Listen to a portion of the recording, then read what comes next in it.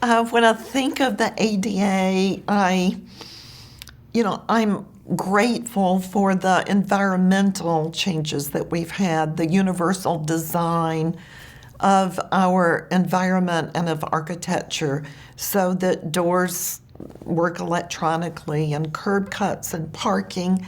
That just to visit another country where that is not in place is such a recognition of how far we have come. Still a long way to go, but major progress in universal design.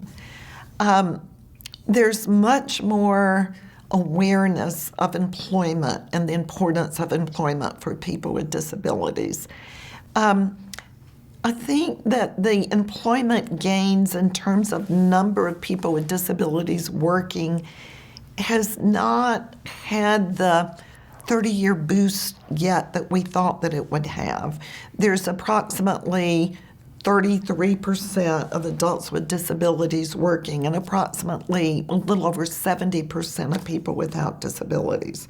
We still have a big gap to close, but there's much more sensitivity to employment and much more emphasis now for people with developmental disabilities to not go to sheltered workshops, but to go to regular jobs. That's probably one of the biggest shifts in employment has been from sheltered work to integrated work.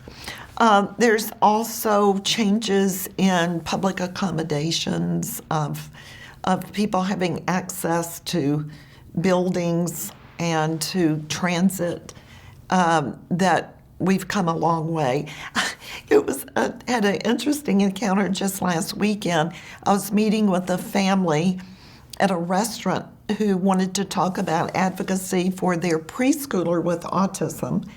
And their preschooler has some behavioral and social challenges aligned with autism. And so I suggested we go to a restaurant where there was a little play area for children, and that I told them that I would call and reserve a table, the table that was right next to the play area, so we could sit and talk and watch their child play. And when I called the manager, she said that the restaurant doesn't take reservations. And so I said, well, consistent with ADA, I'm asking you for reasonable accommodation. And this child has autism, and I went on to explain. And she said, I would do it for ADA, but my neighbor has autism, and I really get that. And so I'm a person who doesn't need ADA because I have a personal experience with autism. And I just chuckled, and I thought, that is part of ADA, that people now are able to live more in their communities, to know people with disabilities. And by that personal relationship, you put the personal relationship with the legal mandate. And it's amazing how quickly we got a reserved table and had a delightful lunch. We have to appreciate and acknowledge and affirm, because it'd be too discouraging not to. But we can't rest on our laurels and think just because we have that law. In fact, in Congress last year, there was an attempt to roll ADA back on employment, and that was defeated. But we have to always watch for that. When I think about the 45th anniversary of the federal education legislation, I celebrate primarily access of all children, remembering when my son Jay was school age, the school didn't serve him and other children with similar needs. School bus didn't stop at our house. Now, all children, almost all children have access, and that's huge progress. Parents have far more opportunity for input and for joint decision making than they ever had in the past. That's a huge accomplishment. There are many more students, especially with mild disabilities, in inclusive educational classrooms. And another thing that is huge is people who have worked in the area of behavior challenges, which is often the biggest challenge that educators have, is students with significant acting out behavior. There has been huge progress in providing appropriate support so that children learn appropriate behavior. And all of those things are just grand. In terms of the Developmental Disabilities Act, it has multiple dimensions that have been critically important. The first one that comes to mind are the developmental disabilities councils, such as the Governor's Council here in Minnesota that Colleen Wick directs. And that DD Council is the patriarch and matriarch of DD councils around the country.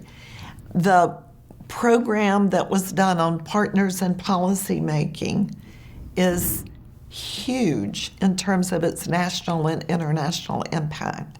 The DD Act created the funding for that work to be done, and there is so much to celebrate in the progress that has been made in DD councils around the country in being the innovators, being the people who are bringing in the new ideas and plowing new territory. That is the DD Act. Another funding option of the DD Act is university programs that prepare professionals from a range of disciplines: psychology, education, rehabilitation, speech and language, audiology, nutrition, nursing, medicine, all of these fields, and how to identify the particular strengths and needs of people with disabilities and how to provide appropriate supports, as well as conducting innovative research. And those programs, the supported employment that does the integrated employment, that has a huge base in these university programs funded by the DD Act. And then a third branch of the DD Act is protection and advocacy agencies that ensure that the law is implemented on behalf of people with disabilities and their families.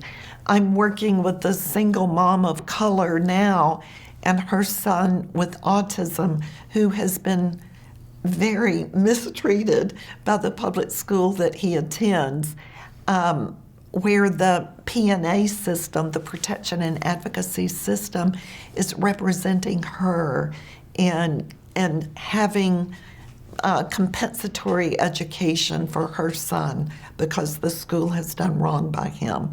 So those programs are the backbone and the heartbeat of our disability field.